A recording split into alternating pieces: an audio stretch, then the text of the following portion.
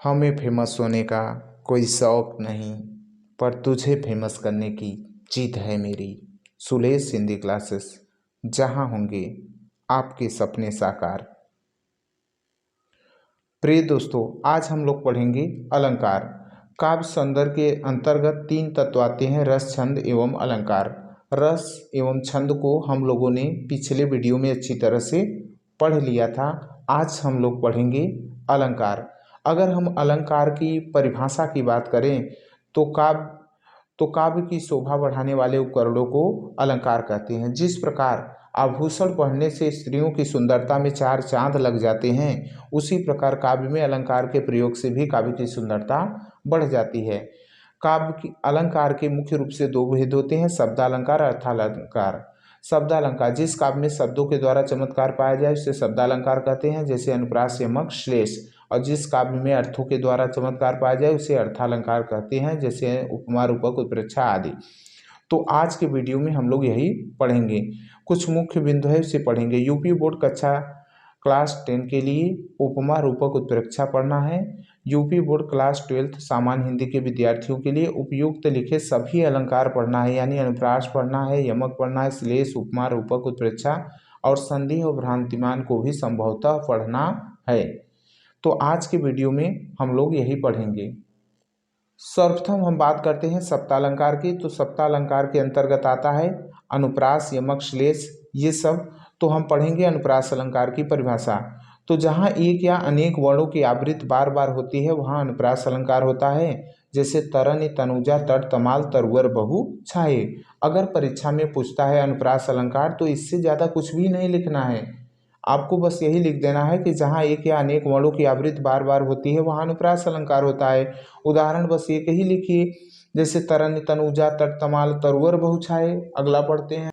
यमक की बात करें, यमक अलंकार की परिभाषा की, तो जहाँ किसी शब्द की आवृत्ति हो, जहाँ किसी शब्द की आवृत्ति हो तथा उसका अर्थ भिन्न भिन्न हो वहाँ यमक अलंकार होता है। जैसे काली घटा का घमंड घटा, नभमंडल तारक वृंद खिले। काली घटा का घमंड घटा, तो काली घटा का मतलब यहाँ बादल हो जाएगा और यहाँ घटा का मतलब कम हो जाएगा। तो शब्द की भी आवृत्ति हुई, इसका अर्थ भी अलग निकला, इसका मतलब यहाँ यमक अलंकार है। अगला देखते हैं। अब हम बात करेंगे श्लेष अलंकार की। तो जहाँ किसी शब्द का एक बार प्रयोग होता है लेकिन उसके एक से अधिक अर्थ निकलते हैं वहाँ श्लेष अलंकार होता है। रहीमन पानी राखिए, बिन पानी सब सून, पानी गए नो बरे मोती मानुष चुन। तो ये तीसरा पानी शब्द यहाँ पे श्लेष है, क्योंकि पानी का यहाँ 3 अर्थ हो रहा है। मोती के लिए चमक होगा, मनुष्य के लिए सम्मान होगा और चूने के लिए जल होगा। आइए अगला पढ़ते। अब हम बात करेंगे अर्थालंकार की। देखिए, बहुत ही मोस्ट इंपॉर्टेंट है उपमा अलंकार। जहाँ किसी व्यक्ति अथवा वस्तु की तुलना समान गुणधर्म आदि के आधार पर दूसरे व्यक्ति अथवा वस्तु से की जाती है वहाँ उपमा अलंकार होता है। जैसे चरण कमल के समान कोमल हैं। देखिए, कुछ नोट में पॉइंट दिए गए हैं जिसे हम पढ़ेंगे। उपमा अलंकार के 4 अंग होते हैं, जैसे जिसकी तुलना की जाए उपमेय, जिससे की जाए उपमान, वह गुण जो दोनों में हो, साधारण धर्म। उपमेय तथा उपमान को जोड़ने वाले शब्द को वाचक कहेंगे। एग्जाम में आएगा उपमा अलंकार की परिभाषा तथा कोई एक उदाहरण लिखिए। तो इस तरह से हम परिभाषा और उदाहरण लिख देंगे। चरण कमल के समान कोमल है, इसका हम स्पष्टीकरण भी कर देंगे यहाँ से नोट से। ये लिखने की ज़रूरत नहीं है, बस ये समझने की ज़रूरत थी ताकि हम इसका स्पष्टीकरण कर सकें। आइए अब हम अगला पढ़ते हैं। देखिए, ये रूपक अलंकार है। जहाँ उपमेय में उपमान का भेद रहित आरोप होता है वहाँ रूपक अलंकार होता है। सबसे बहुत ही फेमस उदाहरण, अच्छा उदाहरण है चरण कमल के बंदव हरि राय। तो चरण उपमेय है, कमल उपमान है।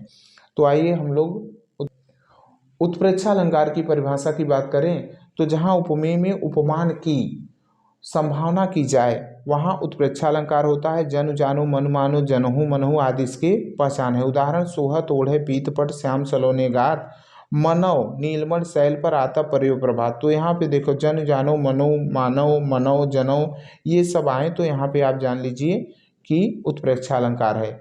दोस्तों, वीडियो पसंद आए तो लाइक और शेयर जरूर करना। ये वीडियो बहुत ही महत्वपूर्ण है। इन 5-6 अलंकार जो भी आपको पढ़ाए हैं निश्चित तौर पर 100% आपके एग्जाम में आना ही आना है। धन्यवाद।